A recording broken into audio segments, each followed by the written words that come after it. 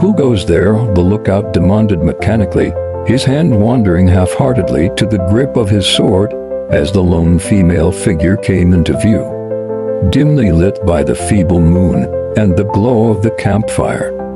"Good evening to you, Tessarius," she said quietly. He seemed taken aback. "You speak Latin? You know my rank. I have been a friend to the Roman army for many years. Since long before you were born, I should think. May I sit by your fire for a little while? There are rebels in these parts, ma'am. I have orders not to let anybody enter without the password. Do I seem to you like a rebel? Do I have a sword or a dagger? Do I even have a decent robe to wear, or sandals for my feet? I am sorry, ma'am. I don't have the authority to let you through without the password." He hesitated, looking her up and down. She lowered her eyes, ashamed of how she must appear. "Have you come far?" he asked more gently. "I've walked from the village of Magdala.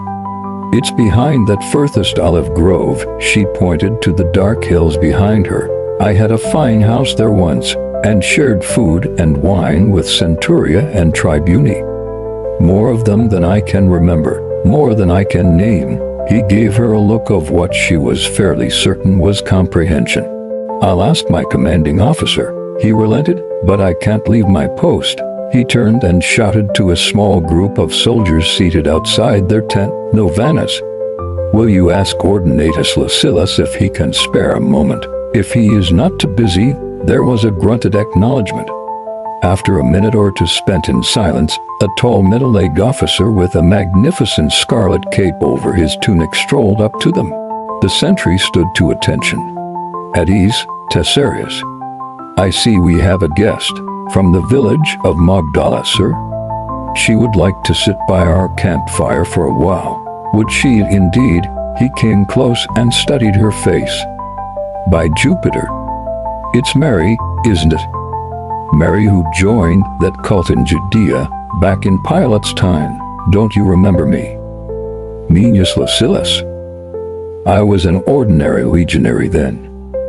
And in unis, I had to borrow money to pay your fees." She smiled and returned his hug. "I hope you had value for your borrowed money," she whispered in his ear. "Value and to spare." He released her and looked her straight in the eye. "Tonight we have an honored guest, Tessarius. I will send you wine to keep out the cold. You have done well to send for me." "Thank you, sir." He led her into the camp, towards the glowing fire and the largest tent. Before he got there, he noticed that she was crying. He stopped and took both her hands. "Mary, I'm sorry. Please forgive me. It's a long time since anybody has offered me kindness." He hugged her again. "Here, sit by the fire." He guided her to a space between the seated legionaries, waving them not to get up, and sat by her side. The babble of conversation ceased as they joined the circle of enlisted men. Novanus, the young soldier, hurried over. "Our best wine for yourself, and your friend the sentry. And for us. And see if you can find us something to eat." The young man nodded and hurried off. "I know that you don't remember me," he said softly, "and that's perfectly all right.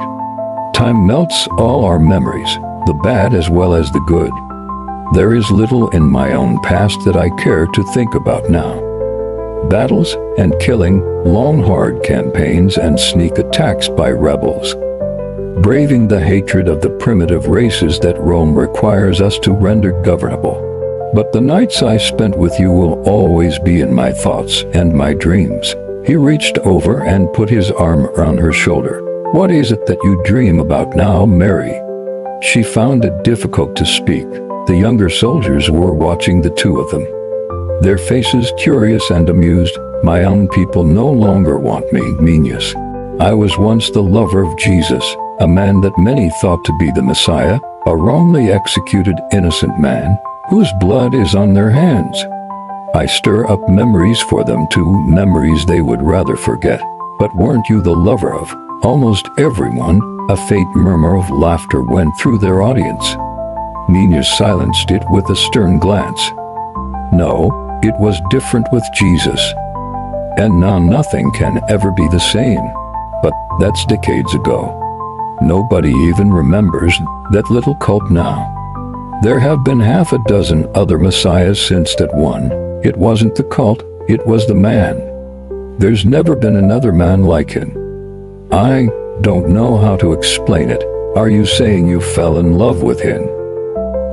She wiped the tears from her eyes.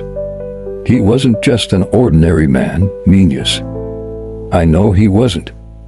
I know men. You will grant me that, won't you? A titter of laughter went through the seated ranks, and Minas laughed too. Yes, I will grant you that. Here, our wine is coming. He reached up and took the 2 cups. Have we bread and meat on the way, sir? The soldier assured him. Minas handed her one of the cups. What shall we drink to? He glanced at her face. Before he went on, he lowered his voice to a level that only she would hear. Please don't cry again. What is it that troubles you so much? The nearby soldiers seemed to understand and resumed the low buzz of conversation that their rival had interrupted. They could speak with a measure of privacy now. I hate people to see me like this. In rags, begging for food and wine. People who knew me back then, I understand the people in the Jesus cult gave everything to the poor. Their houses and garments even, yes. And now I have nothing, and the poor are still poor. All I've done is join them. I think I've lived too long, Minas. You must never say such things. It tempts the gods. I changed for Jesus, Minas. Changed my life and changed myself. I believed it all, the salvation to come, the everlasting life, the meek inheriting the earth. But he's gone now and everything has changed back. Everything except me. I can't pretend any longer. I can't live the way he wanted me to live. Hold on to this idea that there's going to be a good world full of love without poor, and armies, and battles, and hatred. You're right, of course. I've met his type before. Back in the days of the Republic, before we had an emperor or an empire. It's a fantasy. The rich and powerful will never let it happen. Mark my words, there'll still be poor people and armies and wars 100 years from now. Maybe even 1,000. Human nature, Mary. You can't fight it, I know. I used to think that too. But Jesus was human. And he didn't hate anybody. Even the ones who hated him. And he wanted people to share all they had, so that nobody would ever have to go without. And it feels good to live that way. You feel really good about yourself. If people just understood, maybe that's the way they would want to live. I can still feel myself pulled in both directions. I don't want to believe that I've wasted so much time chasing a hopeless dream. I'm afraid I'm a realist. I've seen too much of the way people really treat one another to believe in children as stories like that. Take away rulers, take away Roman laws and Roman armies to keep the peace, and what have you got? Chaos, murder and mayhem. Naked savagery, weakest to the wall. The Roman Empire is the only hope that the world has to become civilized and orderly, to offer security to everyone, the weak as well as the strong. That is Nero's sacred promise to his subjects, and I think he is going to succeed. Nero is a good man. His subjects love him. You know, the people who were with Jesus loved him so much they couldn't accept that he was dead, even when they saw him taken down from the cross. Me included. We imagined we saw him everywhere, that he was still alive. What did I tell you? Delusions. Wishful thinking. Some food. He reached up again and took the 2 pewter plates. Eat, enjoy. Life is still worth living, Mary. It can still be good. She took the plate and tucked in eagerly. Thank you, she said, her mouth full of food. Thank you so much, Minas. You know, you're right about one thing. It makes me feel good to give a meal to somebody who needs it. He paused and watched her eat, sipping once from his cup of wine. She glanced towards him, and a faint smile flickered across her face. Then her attention returned to the food. He allowed her to finish and take a mouthful of wine before he spoke. "I've got a proposition for you, Mary," he said with slow deliberation. "I've been in the army all my life. I only get back to Rome a few weeks of each year. I have no wife in Rome, just lovers like you. In 20 days my term of duty here is over. It's my last one. After that I'm retiring. I'll have a good army pension, and I've got a fine house right in the middle of Rome. It's big and it's empty. Now I'm not going to talk about romance and falling in love. We're both a bit past that kind of thing. But if you want to come to Rome with me and share that house, you'll be more than welcome. You won't be a prisoner if it doesn't work out for the two of us who can move on again, and you won't be penniless. I'll look after you financially whether you stay or whether you go. Or even if I should die. I give you my word as a Roman." She noticed that the soldiers had gone silent again. They watched him with what she took to be comradely affection, no doubt intrigued at this insight into the private life of their commander. He held out his hand and she put down her spoon and took it. "Is it a nice house?" she whispered. "Like the one I had in Magdala, as fine as any in the city. Built from imported cedar, with 2 stories and its own deep well. Even a small garden.